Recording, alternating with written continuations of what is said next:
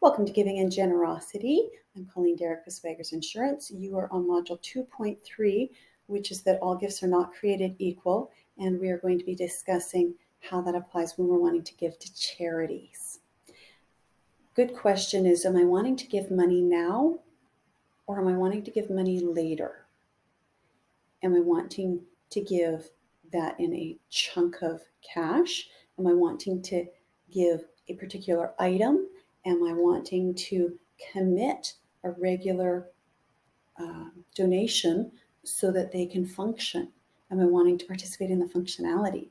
An example of that is I give to the McCanzo Orphanage, and I give monthly so that they have a very reliable source of money coming in to buy food for the children, so that we don't have to have children who are now getting scaled back to one meal a day because somebody didn't give enough money, or there was a lot one month and so they did a capital project and then giving kind of dried up a little bit and there's not money for food.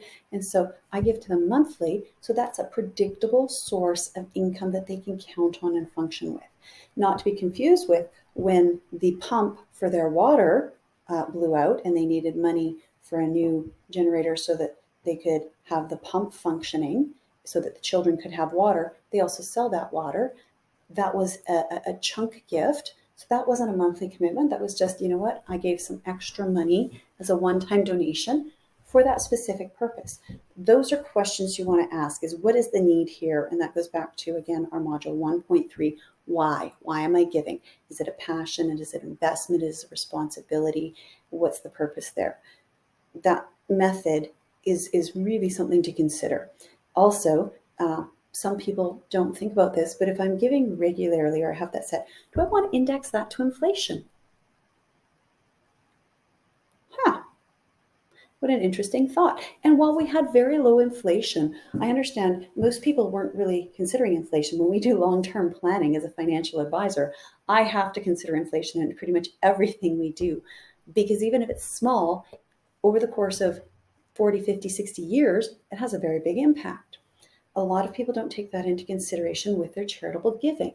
And so I just ask the question, if you're doing a one-time gift, or if you're doing a deferred gift or a delayed gift, how is inflation going to impact that? The third piece we want to just consider here is, are you giving a segregated fund, an investment? And are they equipped to handle that? What is the requirement on their part for labor and time and expense on advisors versus giving them land? Are they equipped to handle that? Do they have a land management team? Do they have the money to pay the property taxes every year?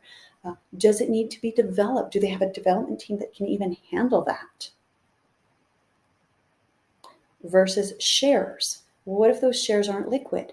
They have to hold on to those shares. Well, what if they need the money right now? So many things that we can consider if we want to put in that bit of extra diligence to actually plan our giving, which was module 1.3. Do we want to plan our giving or just give and not worry about things? But if we take some time to plan it, then we want to consider, again, that not all gifts are created equal. Cash is just cash. Shares perhaps aren't liquid and might be deferred. If you give a fund, there's going to be ongoing management of that, and possibly, depending on how it's set up, in a mutual fund, or if it's direct share stock, or if it's self-managed.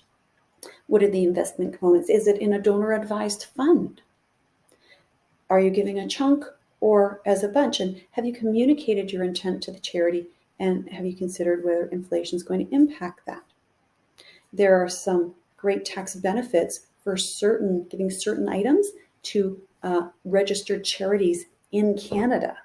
And that's something that you probably want to discuss with your accountant, possibly a legal professional.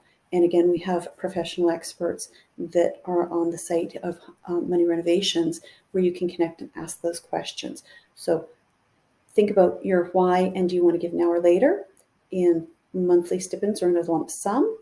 What is the format of the item you want to give? And have you consulted professionals to help you make sure you understand the impact on the charity and their actual net benefit of that?